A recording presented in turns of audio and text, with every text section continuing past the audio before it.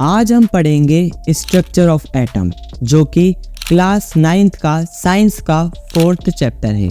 इस चैप्टर में हम जानेंगे कि एटम दिखता कैसा है। तो इससे जानने से पहले आप कुछ इम्पोर्टेंट बात जान लीजिए। इलेक्ट्रॉन्स की डिस्कवरी जे थॉमसन ने की थी, प्रोटॉन्स की डिस्कवरी ई गोल्डस्टीन ने की थी और न्यूट्रॉन्स की डिस्कवरी सर जी चैडविक ने की थी। इनकी डेट याद रखना ज़्यादा इम्पोर्टेंट नहीं है। मास ऑफ इलेक्ट्रॉन होता है 9 × 10⁻³ kg एंड चार्ज नेगेटिव होता है।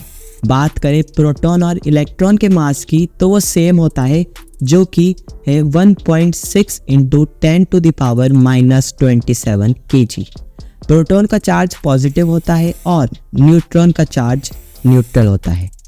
अब ये तो था कि चैप्टर में कुछ बेसिक चीज़ें। नाउ अब हम पढ़ेंगे मॉडल्स, यानी बड़े बड़े साइंटिस्ट ने दुनिया को बताया कि एटम अंदर से ऐसा दिखते हैं। First of all talk about J Thomson's model of atom. तो इन्होंने क्या कहा कि एक एटम पॉजिटिव चार्ज से भरा हुआ है और उसमें बीच बीच में इलेक्ट्रॉन्स है। जैसे वाटरमेलन में जो फ्लूइड पार्ट होता है वो पॉजिटिवली चार्ज पार्टिकल्स है और जो सीड्स है वो नेगेटिवली चार्ज पार्टिकल है। सो एटम इज न्यूट्रल। अब इसके बाद एक और साइंटिस्ट मैदान में उतर गए कि भाई मैं दूंगा मॉडल, मैं दूंगा। तो इन्होंने एक मॉडल दिया जो कि था रदरफोर्ड्स मॉडल ऑफ एटम। इन्होंने क्या किया, एक एक्सपेरिमेंट किया। इन्होंने अल्फा पार्टिकल्स को हिट करवाया गोल्ड फॉइल पर। अब आप सोचोगे कि इन्होंने गोल्ड फॉइल क्यों ली, तो इन्होंने गोल्ड फॉइल इसीलिए ली क्योंकि जो गोल्ड फॉइल रहती है उसके सबसे ज़्यादा थिनेस्ट पार्टिकल होते हैं और जो अल्फा पार्टिकल्स है वो डबली चार्ज पार्टिकल्स होते हैं। अब इन्होंने ये जो एक्सपेरिमेंट किया, इन्होंने इस एक्सपेरिमेंट से ये नोटिस करा कि ज़्यादातर जो पार्टिकल्स थे वो उस गोल्ड फॉइल से बाहर निकल गए, मतलब सीधे जाके पास हो गए, और कुछ जो पार्टिकल्स थे वो डिफ्लेक्ट हो गए कुछ एंगल से डिफ्लेक्ट हो गए, और 12,000 पार्टिकल्स में से एक पार्टिकल रीबाउंड हो गया, मतलब बाउंस बैक करा वापस जाकर। तो इन्होंने क्या नोटिस करा कि जो एटम है उसके अंदर एक छोटा सा पॉइंट है, वहाँ पर उसका न्यूक्लियस है जो कि जिसके अंदर प्रोटॉन है, मतलब जो कि पॉजिटिवली चार्ज है उसका न्यूक्लियस, और एटम का जो ज़्यादातर मास है वो उसी न्यूक्लियस के अंदर है, और जो इलेक्ट्रॉन्स है उसके आजू बाजू चक्कर लगा रहे हैं।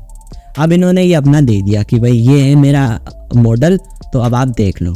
फिर इसकी जो कमियां भी बहुत सारी निकाली बहुत सारे लोगों ने। इन्होंने कहा कि अगर इलेक्ट्रॉन घूमता है एटम के पास तो इलेक्ट्रॉन घूमेगा तो वो अपनी जो एनर्जी है उसको लूज कर देगा। लूज करने के बाद में वो उस न्यूक्लियस के अंदर जाकर मिल जाएगा और जो एटम है वो खत्म हो जाएगा। खत्म, bye bye, tata, goodbye. लेकिन अब एंट्री होती है नील बोर की, जिन्होंने बताया कि रदरफोर्ड को कोई कुछ नहीं बोलेगा, इलेक्ट्रॉन की दिक्कत है ना, उसे मैं सही कर देता हूँ। तो इन्होंने हमें बताया कि एटम के अंदर कुछ स्पेशल ऑर्बिट है, डिस्क्रीट ऑर्बिट, जिनमें इलेक्ट्रॉन्स घूमते हैं, और जब इलेक्ट्रॉन्स इन डिस्क्रीट ऑर्बिट में घूमते हैं तो वो एनर्जी लूज नहीं करते, और इन ऑर्बिट्स का सेल्स कहा जाने लगा। इनका भी नाम दे दिया, जैसे पहले सेल का K, दूसरे सेल का L, तीसरे सेल का M, चौथे सेल का N, एटसेट्रा। अब हम जान लेते हैं कि इन सेल्स या ऑर्बिट्स के अंदर जो इलेक्ट्रॉन्स है उनको कैसे डाला जाता है। तो जब हम एलिमेंट्स के अंदर इन इलेक्ट्रॉन्स को डालते हैं, एलिमेंट्स के ऑर्बिट्स के अंदर हम इन इलेक्ट्रॉन्स को डालते हैं, तो इस प्रोसेस को हम इलेक्ट्रॉनिक कॉन्फ़िगरेशन कहते हैं। अब हम देखते हैं कि इन्हें डालना कैसे है। तो इसके लिए हमें एक फॉर्मूला दे रखा है 2n²। इसमें आपको n के अंदर आपका जो ऑर्बिट है उसकी वैल्यू सिंपल सी रख देनी है। जैसे कि हमारे पास में हमें पहले ऑर्बिट की कैपेसिटी निकालनी है, तो जो n होगा उसके ना 1 रख देंगे, तो 1 × 1 हो जाएगा आपका 1 × 2 करेंगे तो हमारे पास में पहले ऑर्बिट की आ जाएगी 2 इलेक्ट्रॉन्स की। सेकंड ऑर्बिट की निकालनी है तो n के अंदर 2 की वैल्यू रख देंगे, 2 का स्क्वायर आपका 4 हो जाएगा, 4 × 2 आपका सिंपल सा 8 हो जाएगा। तो सेकंड ऑर्बिट की आपकी कितनी कैपेसिटी हो जाएगी, 8 इलेक्ट्रॉन्स। अब मैं आपको बताना चाहता हूँ कि जब आपके बाहर वाले इलेक्ट्रॉन के अंदर, मतलब आउटर मोस्ट इलेक्ट्रॉन के अंदर 8 इलेक्ट्रॉन्स पूरे हो जाते हैं तो उसे हम ऑक्टेट पूरा हो गया ऐसे बोल देते हैं। और जब आपके आउटर मोस्ट सेल के अंदर या ऑर्बिट के अंदर 2 इलेक्ट्रॉन्स पूरे हो जाते हैं तो हम उसको बोलते हैं कि आपका ड्यूप्लेट पूरा हो गया। और इसमें आपके चैप्टर में हमें ये भी बता रखा है कि आपके आउटर मोस्ट जो सेल होता है, ऑर्बिट होता है, उसके अंदर 8 ही इलेक्ट्रॉन होने चाहिए, 8 से ज्यादा इलेक्ट्रॉन नहीं होने चाहिए। इलेक्ट्रॉन्स जो कि एलिमेंट के आउटर मोस्ट सेल में प्रेजेंट हो उन्हें हम वैलेंस इलेक्ट्रॉन्स कहते हैं और आउटर मोस्ट सेल को हम वैलेंस सेल कहते हैं। जो वैलेंस इलेक्ट्रॉन्स होते हैं यानी आउटर मोस्ट सेल के इलेक्ट्रॉन्स वही रिस्पॉन्सिबल होते हैं उस एलिमेंट की केमिकल प्रॉपर्टीज के लिए। वैलेंसी क्या होती है? तो गेन्ड, लूज्ड और sharing of electrons to achieve stability is known as valency of electrons. और जो एटॉमिक नंबर होता है वो किसी एलिमेंट के उतने ही होते हैं जितने उसमें प्रोटॉन रहते हैं, और मास नंबर होता है proton plus number of neutron, and number of proton is equal to number of electron होते हैं। यानी atomic number is equal to number of proton is equal to number of electron.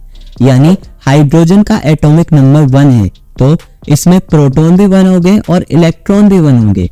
चलिए अब हम बात करते हैं आइसोटोप्स और आइसोबार्स की। आइसोटोप में सेम एलिमेंट रहते हैं, वहीं आइसोबार में डिफरेंट एलिमेंट्स रहते हैं। आइसोटोप में जो एटॉमिक नंबर होता है वो सेम रहते हैं, वहीं आइसोबार में जो एटॉमिक नंबर होता है वो डिफरेंट होता है। आइसोटोप में जो मास नंबर होता है वो डिफरेंट होता है, वहीं आइसोबार के अंदर वो सेम रहता है। चलिए अब हम एलिमेंट्स के एटम्स को डिफरेंट सेल में डालते हैं। तो एक एग्जांपल लेते हैं बोरोन का। इसका एटॉमिक नंबर है 5, तो इसके जो इलेक्ट्रॉन्स रहेंगे वो भी 5 रहेंगे और इसके जो प्रोटॉन्स रहेंगे वो भी 5 रहेंगे, क्योंकि number of proton is equal to number of electrons होते हैं is equal to atomic number होता है। तो चलिए देखते हैं इसको। तो इसका जो पहला सेल होगा उसके अंदर 2 इलेक्ट्रॉन्स डल जाएंगे और जो दूसरा सेल होगा उसके अंदर बाकी के 3 इलेक्ट्रॉन्स डल जाएंगे। तो इसका जो इलेक्ट्रॉनिक कॉन्फ़िगरेशन होगा वो हो जाएगा 2,3 का। So guys this is the chapter. अगर आपको नेक्स्ट चैप्टर देखना है तो आप लेफ्ट वाली वीडियो पर क्लिक कर दीजिएगा, और अगर आपको पिछले वाला चैप्टर देखना है तो आप राइट वाली वीडियो पर क्लिक कर दीजिए।